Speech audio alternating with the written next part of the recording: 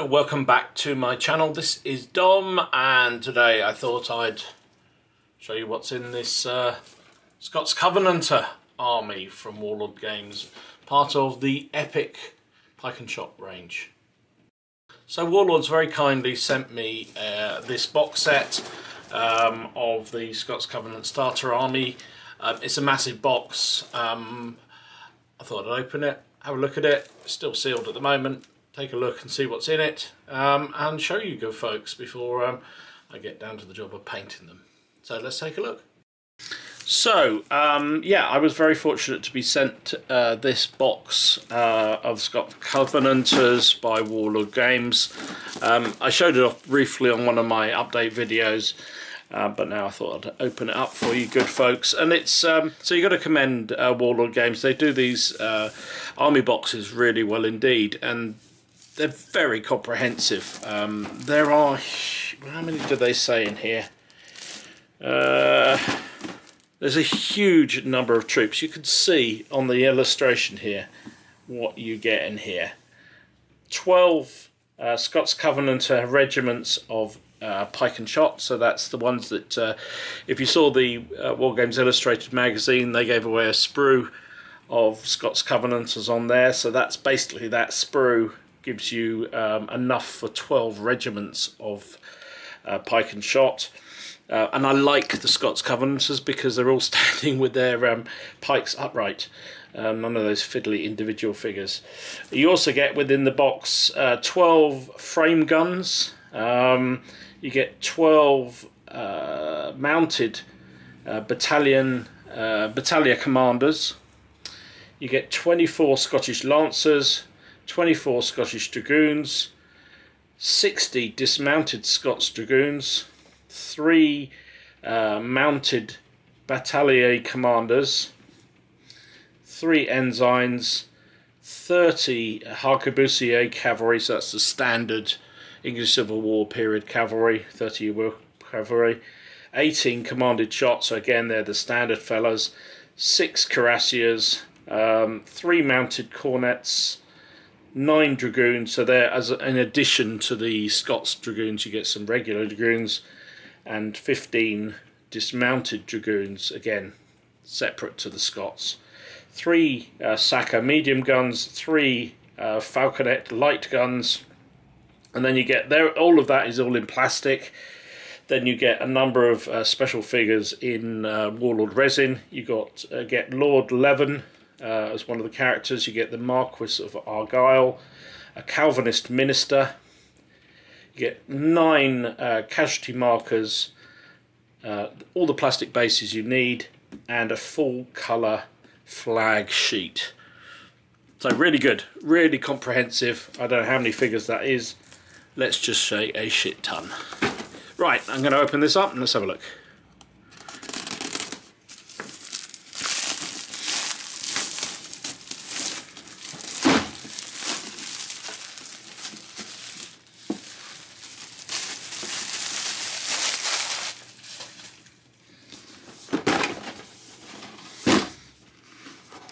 So, as I have said before, I like the box. I think the boxes are really well done. Nice artwork, nice illustrations. Gives you a really good feel of what you're going to get. And boy, look at all that plastic. Wowza. Yeah, that's a lot of stuff. I know that it said a lot of stuff on the outside, but when you see it in totality, you go, wow.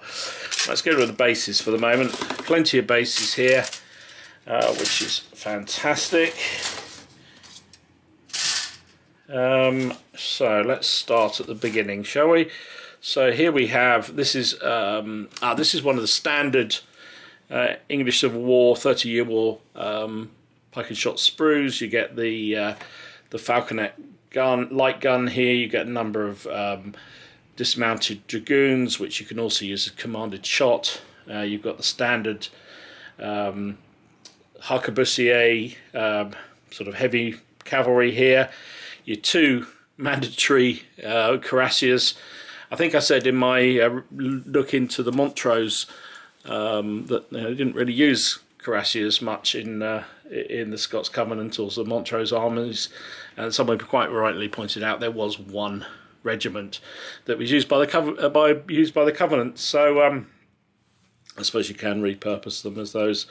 You got the guy with the standard. These have got muskets, so they are mounted dragoons. What else we got here? Medium cannon. So yeah, very much the standard cavalry sprue. So you get 1, 2 of those, 3 of those, and then, gee, look at that. Does that fill you excitement or trepidation? Bit of both, I think. So in here, this looks like this is all the Pike and Shotte guys. So here's your, oops, stuck together, because they do click together. There we go. Oh, this is your standard Covenanter Pike and Shotte sprues. Shown them before on the channel. I know lots of people have seen these because, as I say, they were available. You got free sprue on the War Games Illustrated magazine, so I won't go into a huge amount on these. But you get the pikemen lined up, nice formation. I like them this way. I think they look neat, and when they're all laid out on the battlefield, that sort of ranked up system just fits with those illustrations. If you've seen some of those pictures of manuscripts of battlefields of the 30 Years' War or English Civil War, you see those sort of perfect pipe blocks, and these kind of conform to that nicely. But within them they have a lot of detail, so individual figures are slightly different. They have different you know, kind of just what they're wearing is slightly different. They have slightly different poses. You've got the command strip here, drummer boy, 2 standard guys, and an officer. Some of them have got the tartan. Now someone told me what it was, and I can't remember what it's called now. But basically, the idea that it wrapped around the chest. So a few of them have got that. The one thing with these Pike and Shotte on this sprue is that none of them are armoured.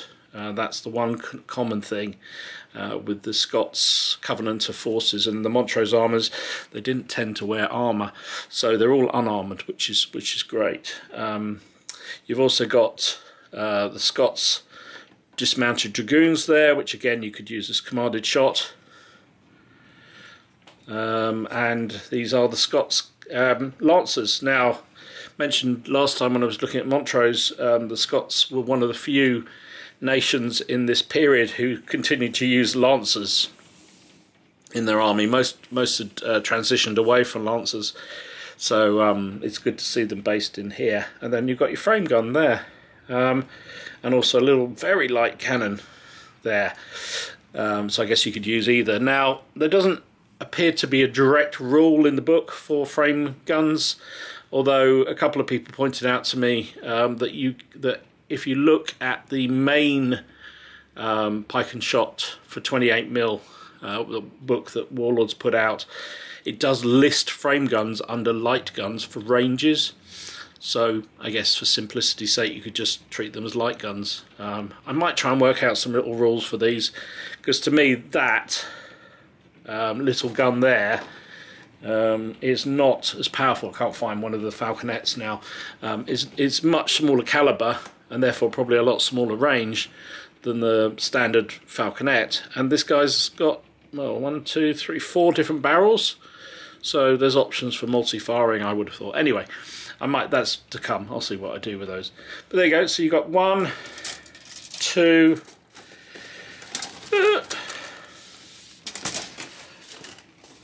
Can't get them out. 3, 4, 5. Oops. 6, 7, 8, 9, 10, 11, 12 sprues. 1, 2, 3, 4, 5, 6, 7, 8, 9, 10. Yeah, 12 sprues of those. That gives you everything you need for the Covenanter forces. Right, so that's that. There's your selection of flags. You've got various regiments here. It looks like down here you've got the Scots Covenanter force here, so all different regiments for that. This is the Montrose, so it's the same flag basically as was in the Montrose set. You've got the Montrose clans and irregulars, and then you've got the Covenanter regular forces there, and then you've got these are lancers for the cavalry. And what's this? Oh, this is the standard. So there's the Marquis of Montrose's standard, and there is Duke of Hamilton's Lifeguards standard. So lovely to have, very good indeed. What's this at the bottom? Oh, there's another set of flags. So is that the same? Yeah, it's the same. So that's kind of helpful. Can never have too many flags in my experience. Now these are the special resin figures. So in here you've got, as we said, 9 casualties and 3 special figures, all done in Warlord resin, which I have to say I'm growing to. I quite like now. When it first came out, there was definite problems, but now I think it's a nice system. So here's your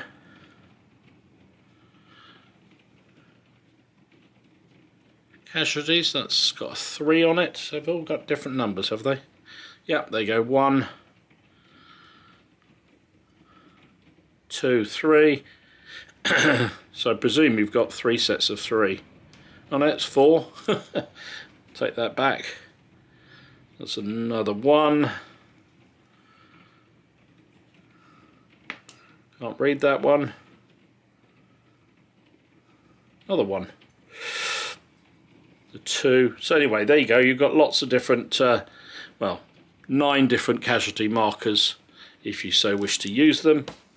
Not sure I'll bother with those. I may do. When a lot of the games I play, I video, and they stand out better if you use little red blobs. So who is which of these 2 fine fellas? So let me see if it gives me any guidance here. So one of these is Lord Leven, and one is the Marquis of Argyle. I'm going to guess that's the Marquis of Argyle. I have nothing to go on. I'll have to look on the Warlord website and check it out. Need a little bit of cleaning up. They've got little spikes on their heads. I need to check whether that... No, it shouldn't be there, so that has to come off. But they clean up pretty well. He's got some fair old shoulders on him, that guy. Wow. So there you go. Nice models, character models, and then you've got the Calvinist minister. Bear in mind this was a war of religion, mostly. I like him very much. Very much indeed. So there you go. That's what comes in the box set. You have more than enough figures here to do a Covenanter force. I mean, just tons and tons of plastic. I would recommend, from personal experience, space it out. Do 1 sprue, then do something different, and then come back and do another sprue. Because you can get burnt out doing them. They are very, of course, every sprue is the same. Therefore, you can get a little bit, well, not frustrated, but you can run out of steam with them.